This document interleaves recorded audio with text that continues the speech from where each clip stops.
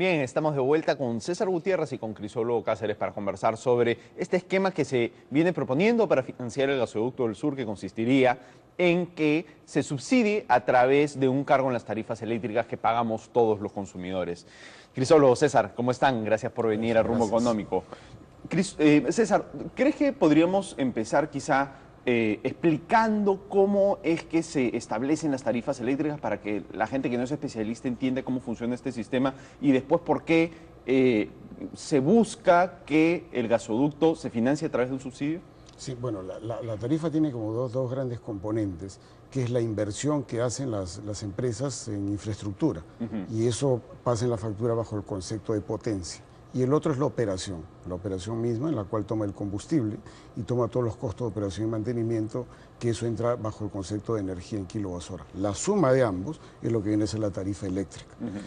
En el caso específico del gasoducto, lo que se dice es, bueno, necesitamos un flujo de cerca de 500 millones de dólares al año para pagarlo.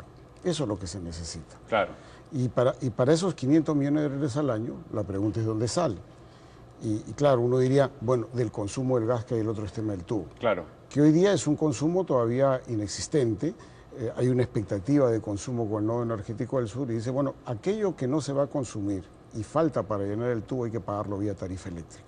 Y ahí aparece el concepto de este ingreso garantizado, que ya se practicó entre el año 2000 y 2004 con Camisea, sí, que en ese momento se llamó garantía red principal. Y eso es el cargo adicional a la tarifa eléctrica, lo anunció el ministro Mayorga, y que ha sido materia pues, de este amplio debate, claro, pero que no es un tema nuevo, porque es un tema que está normado desde diciembre del año 2012, cuando se pronuncia la ley de afianzamiento energético en el Congreso. Es una ley del Congreso que de diciembre del 2012 ya estableció que era un cargo en la tarifa eléctrica. Hoy día de repente la novedad podría ser el impacto, pero como concepto ya está establecido, normado y es una ley. O sea, ¿tú estás de acuerdo con este mecanismo? Yo pienso que sí, pues es la única forma de financiar infraestructura. La otra sería, y a la cual yo me opuse, porque yo sigo el tema del gasoducto hace 7 años, esto es del 2007, que empieza la discusión del gasoducto, era con cargo al Tesoro Público.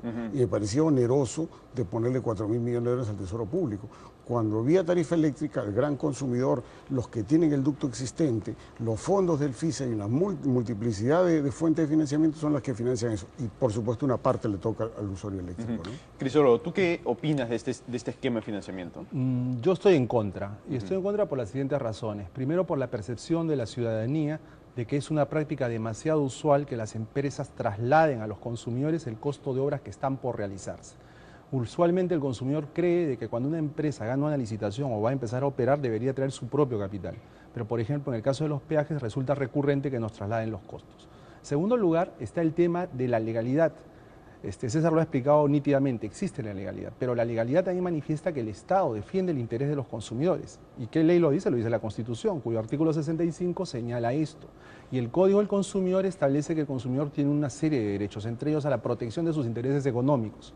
Pedirle al consumidor que saque de su bolsillo dinero para financiar durante 5 años o más este tipo de obras y decirle luego, oye, cuando el consumidor pregunte, ¿qué voy a ganar, qué voy a obtener a cambio? Nada.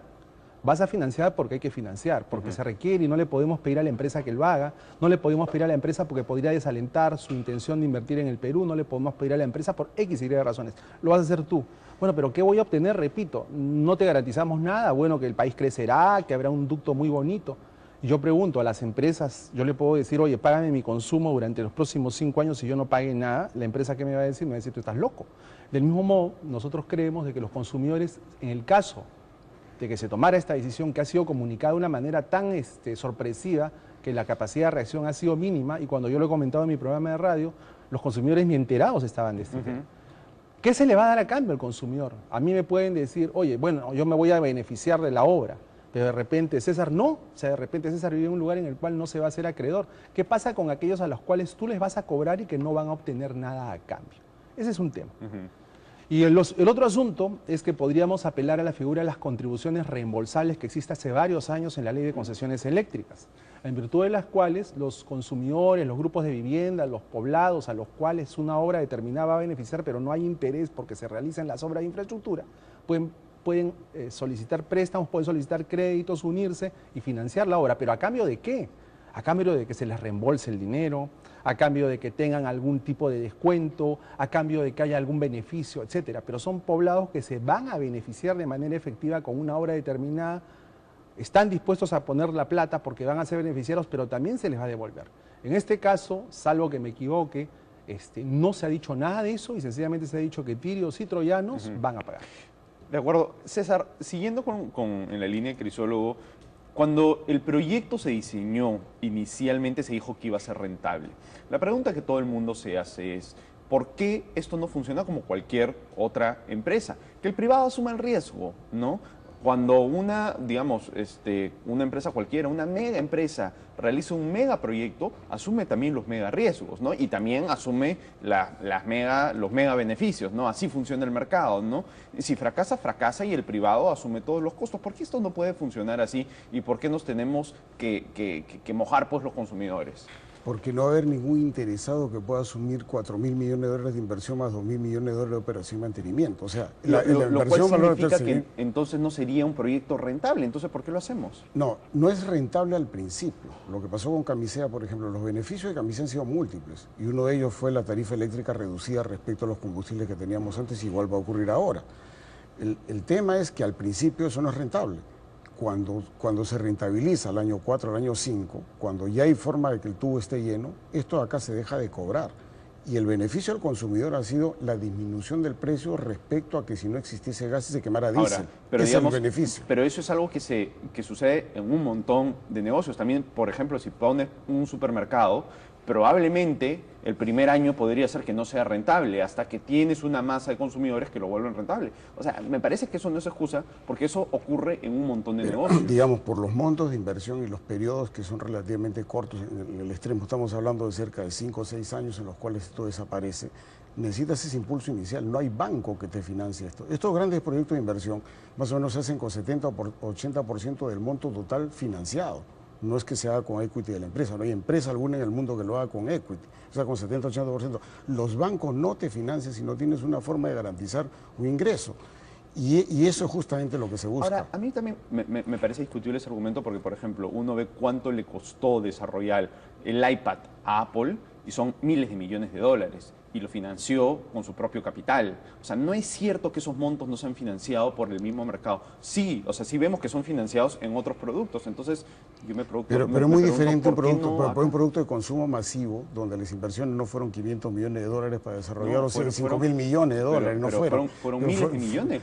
Eso al final, digamos... la industria farmacéutica, que también maneja esos montos. Pero, ¿qué ocurre? Que también tiene mercados cautivos al final. O sea, esto es un mercado localizado. El mundo no es tu negocio es una actividad privada en Perú. Entonces, tu mercado es relativamente pequeño. Como tu mercado es relativamente pequeño, la pregunta es dónde obtienes recursos. No hay banco que te lo ponga, ni en el Perú ni en el mundo. Y te va a decir, ¿y cuál es el ingreso garantizado mientras esto despega? El ingreso garantizado tiene que dártelo a alguien. Entonces, ese alguien es el flujo que se genera por eso. Ahora, ¿quiénes se benefician? Se benefician todos.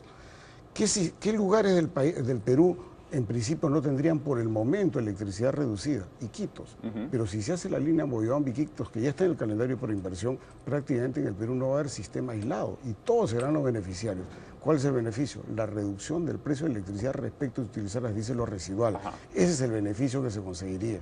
Crisólogo, ¿tú qué opinas del tema de que, porque creo que es parte de tus preocupaciones, de que este ducto va a llevar hidrocarburos, ¿no? Que no todos van a beneficiar ni todos van a ser consumidos por los usuarios de tarifas eléctricas, ¿no? Entonces, ¿tú no crees que si en todo caso, como dice César, tiene que haber algún tipo de subsidio, que sea un subsidio distinto y no en el que paguen solo los usuarios eléctricos por algo que van a beneficiar no solamente a ellos, sino a todos los que van a usar hidrocarburos?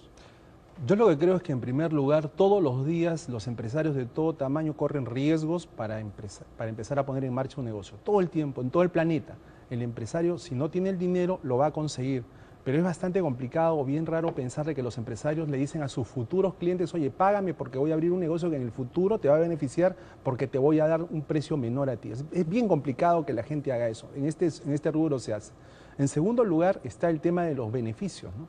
Yo creo que los consumidores no tienen claro que les digan de que en el futuro va a haber una tarifa reducida que los va a poder beneficiar. ¿Sabe? No creo que lo tengan claro, porque no tienen contra qué comparar si efectivamente su tarifa es reducida o no.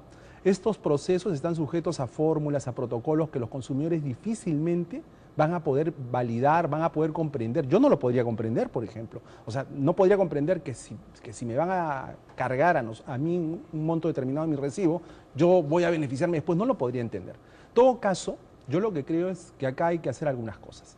En principio, lo que habría que decirle al consumidor claramente es que si esta idea prospera y nosotros vamos a difundir que no se haga, se respete al consumidor y no se piense que es un borreguito, no se piense que es un animalito al que lo puedes llevarle a la oreja.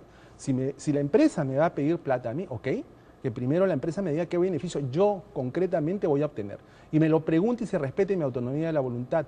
Siempre que hay problemas con las empresas y se establecen regulaciones con las empresas lo que dicen es, ves, se quieren legislar sobre determinados aspectos que yo debería decidir, etcétera. Pero cuando se trata de consumidor, el consumidor no debería decidir también igual que las empresas, yo creo que sí. Perfecto, Crisolo, perdón que te interrumpa, nos ha ganado el tiempo, este es un tema realmente complejo y les agradezco muchísimo que hayan estado en Rumbo Económico discutiéndolo. Bien, nos vamos a una pausa y regresamos con el programa. Scotiabank.